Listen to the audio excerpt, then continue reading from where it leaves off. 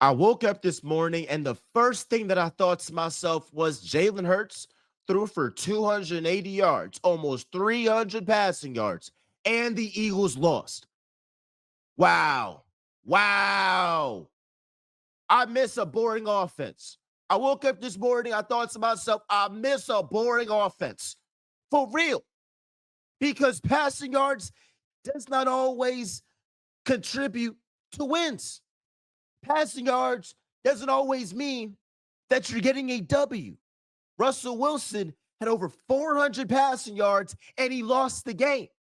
And the thing with Jalen Hurts, they say, well, he has a buck 30, he has a buck 60. He's not throwing the ball as much, and they confuse that for saying he can't do it. No, he's a winning player, and he knows how to win games. And it's not a coincidence that the first game the Eagles lose in damn near a year, they run the ball the least. They throw the ball the most. And Hurts could throw the ball 300 yards every game if he wanted to. It's not about can he?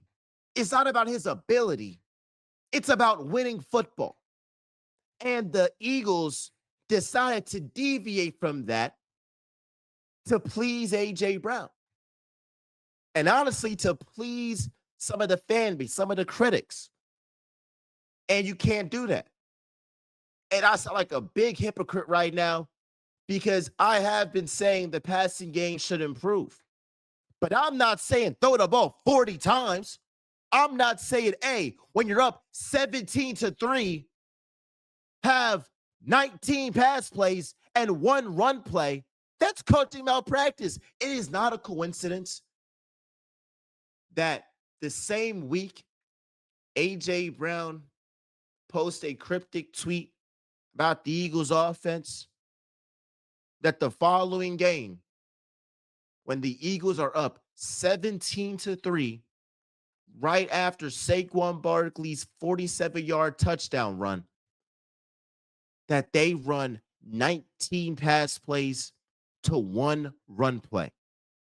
The Eagles completely fell into another game plan that they never really did. And this is never about Hurts not being able to throw. He can't do this. He can do it.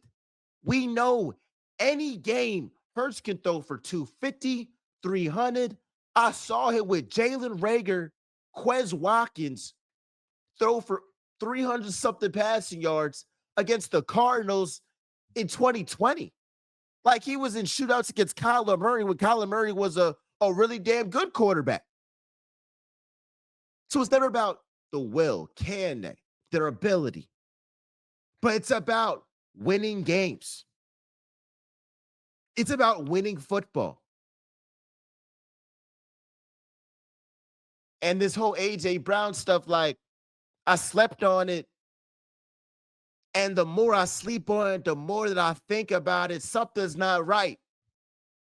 Something's not right between AJ Brown and Jalen Hurts. And I'm not talking about off the field. We're talking about on the field. On the field chemistry. Because Devontae and Hurts, that connection, it looks perfect. Hell, Hurts and Saquon in the passing game, that's looked amazing. It's looked way better than the run game. Hey, Hurts to Goddard, looking great. It's not a coincidence that the one miscommunication is coming from AJ Brown and Jalen Hurts. They had a chance to go up 24-3, and there was miscommunication between those guys. AJ Brown gives up on a route. Could that ball have hit AJ? Again, we don't know unless AJ Brown doesn't give up on the route. But these guys, there's something off. And we're not talking about the whole, are they friends? I don't care. They grown ass men, bro. They might be friends. They might be not. Who cares? Shaq and Kobe won 3 chips. They wasn't cool like that. I could care less if they cool or not. I know sometimes folks be like, dang, like Brandon Graham, he exposed their relationship. He exposed, they're not cool like that. I don't care about that. What I'm not going to say is everything's sweet on the field because there's some disconnect on the field. And we're keeping it to that. And you're lying to yourself if you think, hey, there's nothing wrong on the field with those guys. Just can't. So that's got to be better. It's got to be better. So this wasn't a great day for AJ Brown just because when the Eagles were up, you didn't really see him be that ecstatic. He's already bringing on heat for himself because he made that tweet. He was overly emotional, and that was my issue. It's like you're putting your teammates in position to answer questions about what you are doing, and you play a position that's dependent on everybody else. Best believe if AJ didn't make that tweet, do you think the Eagles are throwing the ball 38 times? Hell no. Hell no. We all know that. We all know that.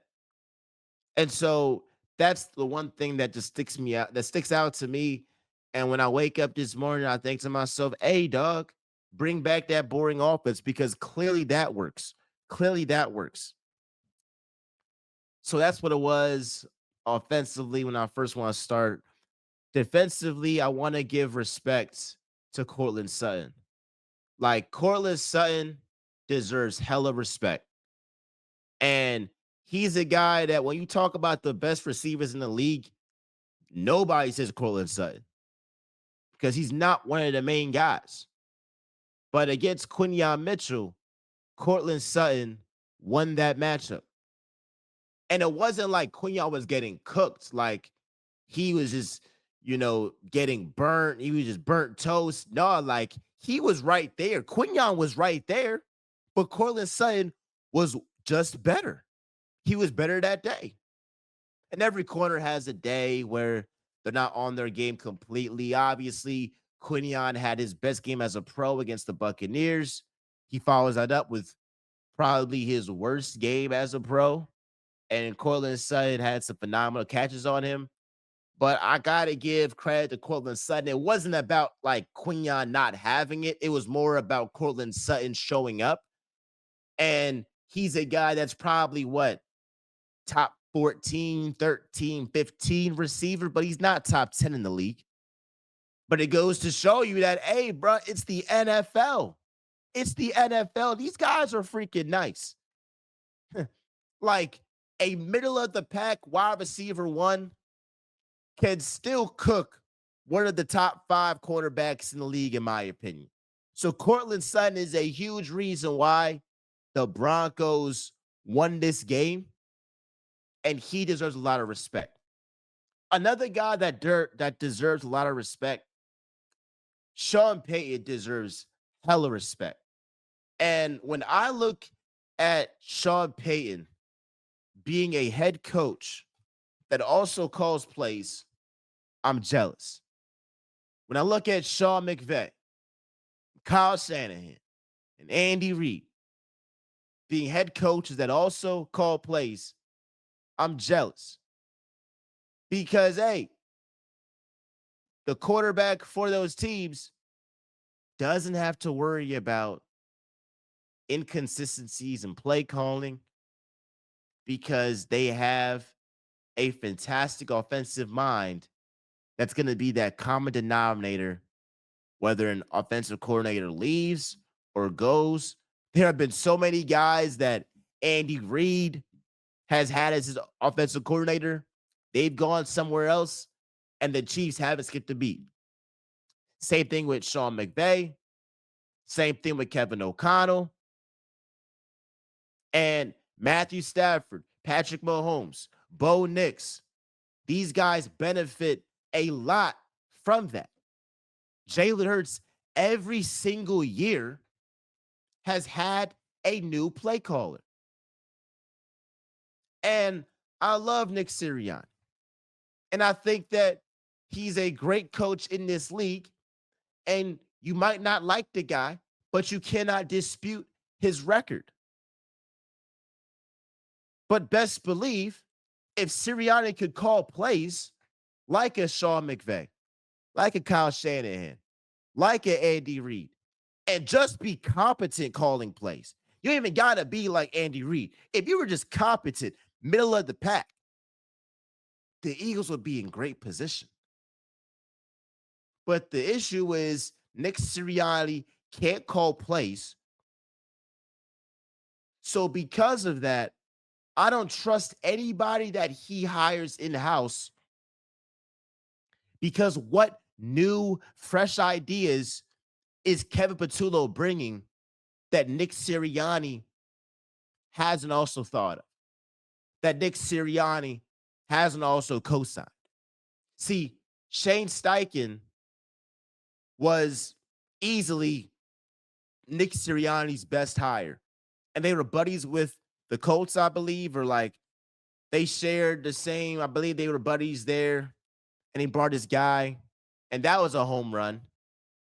And then Kevin Patullo, I think that was more of like Howie Roseman saying, all right, we're hiring these guys. Like, best believe when the Eagles hired Vic Fangio and they hired Kellen Moore in 2024, that wasn't Nick Sirianni hiring those guys, because Nick Sirianni was in the position to hire coordinators to get his first pick.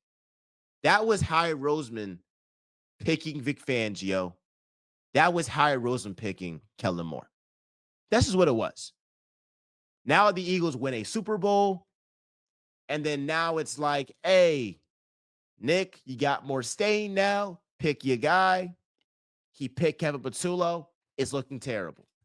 It's looking terrible. It is. He has no beat. He has no feel of the game. He has rabbit ears, so he's listening to the fans, to his players. And yes, we wanted the passing game to be better, but y'all went all the way extreme. There has to be a balance, in between, a fine line between, hey, yo, like, you want to be able to go out here and pass the ball and push the ball downfield. But if you're up double digits, you want to run the damn ball. Like, my goodness, dog.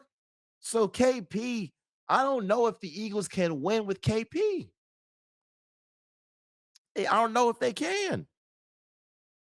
And here's the thing, bro. Stop saying this is a good loss. What are we talking about?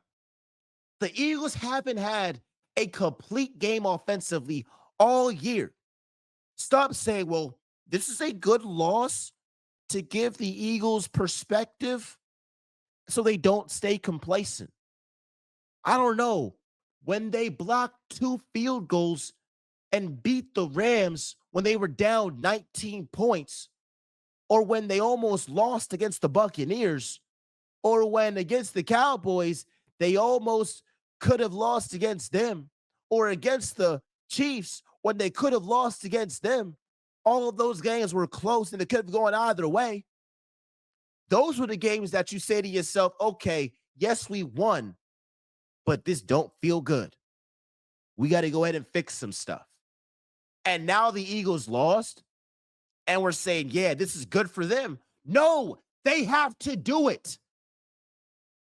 Stop excusing bad play, bad behavior, bad coaching, not winning plays. Stop celebrating that and saying, yeah, this is good loss. Stop it. Stop it. I don't ever want to hear a good loss in my life. A good loss? They lost the game, and they have not played a complete game offensively all year. It's always a tale of two halves. It's either the first half is amazing and the second half is crap, or the first half is crap and the second half is amazing. There has not been a game that from start to finish, the Eagles offense has been amazing. They do not have an identity. currently. Last season, it was the running game, and the running game opened up the pass. This season, I think we are saying, okay, you're going to have to throw it more than you did last season. And we were saying, hey, you're going to need Jalen Hurts to throw more to open the game up for Saquon Barkley because all the teams are going to be selling out to stop Saquon Barkley.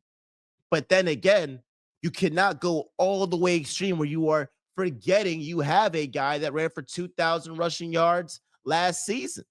And he ran for 5 yards a pop in this game. So 11 carries. Jalen Hurts had 2 carries. Saquon had 6 carries. AJ Dillon had 2 carries right there. I mean, it was a travesty, bro. It was a flat out travesty. And it's not a coincidence again that AJ Brown is talking and then you see them barely run the ball there. So that's what that is there. I think the Bills losing and going 4-1 definitely makes me feel better about the Eagles going 4-1. Now, the issue that I have with the Eagles is that it just feels like uh, why are we deviating from what we do best to please Twitter fans, to please the whole fan base, to please our star player? Like, let's keep doing what we doing. But like that's what that is there. And let me say this, because I want to give this analogy with the Eagles pass offense versus their run offense. You see, when the Eagles pass the ball and their passing offense is amazing, it's like a bad girl at the club. She fine and she be in the club all the time. And yeah, she's good to look at, but is she great for you? Is she really the one? Is she wifey material? Nah. But then you got a 7 or an 8, a homebody that be chilling. They don't do too much. That exemplifies all the wife qualities. Well, the passing game, yes, it's flashy. Yes, it's sexy to look at. Yes, it's creative and you love to see those splash plays, but they don't always contribute to wins. The boring offense, the offense that you might yawn, it's not as exciting. That run offense, running the ball, that's what win games. That's the one right there. So it's like you have excitement, you have the thrill. You got that girl that, hey, she gonna turn up in the club, but is she good for you? You got 250 passing yards, you got 300 passing yards. Does that win you the game? That's the question the Eagles have to answer. Now we know the answer. It's running the damn football. But I've been talking a lot about running the damn football. I do want to go out here and highlight some of the defense. I'm gonna get back to the offense because I had one more rant to say. Za'Darius Smith has been balling. And even though the Eagles lost, you have to definitely point out the fact that he has the most sacks amongst edge rushers on the Eagles team. And they got him a couple of weeks during the season, right? They got him. When did the Eagles sign Darius Smith? When did the Eagles sign Za'Darius Smith? They signed him September 5th. So the Eagles signed Za'Darius Smith the day after they had 0 sacks on Dak Prescott, I believe. And he's been the most effective edge rusher. That is a direct responsibility. Well, that's definitely about Howard Roseman. It's about Howard Roseman making those calls, making those decisions to get this team better. And Za'Darius Smith has been balling, bro. I feel like he's been a spark, and you have to continue to play him. And I'm excited to see what else he does this season. But you'll best believe like the pass rush has to improve, but he's been a part of the solution. But you don't really want Za'Darius Smith at 32 years old to be leading your team in sacks. That's not ideal. Like you want a Jalix Hunt, a Nolan Smith when he comes back. Azeez Ojulari, I'm gonna talk about him. Hey, Azeez Ojulari, how come he hasn't been playing? He was inactive for the first 4 weeks. And his first game this season against the Broncos, he was wreaking havoc. Tackle for loss. I mean, this guy, I feel like, did a lot of great things. Did a lot of great things. So I know that there are some guys that they are better in practice than they are in games, but I'm taking the guy that he's better in games than practice. And I feel like Azeez earned himself a spot in the rotation, and you're going to see more of him down the road. And the Eagles' next game is against the Giants. That's Azeez's former team. I expect Azeez Ojulari to have a phenomenal game. I expect him to get a sack on Jackson Dart. Best believe that. So ultimately, like, let's take a big view of this, get some perspective. Like, all right, like, do I agree that yes, the Eagles are 4-1 and it's not panic time? Yeah, I agree with that. Like, I'm not out here saying like it's panic time. I will say, like, and I was joking with some of my friends, like, damn, I don't remember the last time like we lost and I felt this way. Well, the last time was against the Commanders, but Hurts was out that game. And then after that, it was the Buccaneers game. I crashed out then. And then it was the Falcons game at home. But like you're thinking about this, it's like, dang, like in over a year, I can count like 4 losses. I can count the Falcons loss when Saquon dropped the ball. I can count the Commanders loss when Devontae Smith dropped the ball. I can count the Buccaneers game when the Eagles had none of their playmakers offensively. And this game against the Broncos when they were up 14 points in the fourth quarter and choked the game away. Now, granted, you got to win those games. You lost. Credit to the other team. But it is crazy. Like, we are spoiled. We are spoiled. We are definitely spoiled. Um, and it would suck to be a Ravens fan. It would suck to be a Dolphins fan. It suck to be, a Cardinals fan. I mean, getting 40 ball by the Texans is crazy. I mean, the Cardinals, their running back had a touchdown, cuz dropped it before he got to the end zone. The Dolphins had a big lead. They, choked that one. So, like, it happens all the time in the league. The Patriots beat the Bills as a 7.5 point underdog. Like, hey, bro, like, it's the NFL. Like things happen, but I'm just looking for a complete game from the offense, dog. That's all I'm looking for. And I'm going to go back to the offense. I heard that Saquon Barkley said, yeah, Jalen Hurts called the play on my touchdown. I don't think Saquon was trying to be malicious and throw his OC under the bus. I think he was trying to just praise Jalen Hurts and be a good teammate. But best believe the allegations that Jalen Hurts is calling plays will never go away. And it's pretty sad that you have a quarterback that gets criticized, that gets crapped on for being a quote unquote running back. Dog, he's the running back, he's the quarterback, he's the freaking offensive coordinator. He's literally doing Kevin Patullo's job. I mean, hell, last season in the Super Bowl, he was the one that picked out the play for Devontae Smith to catch the dagger.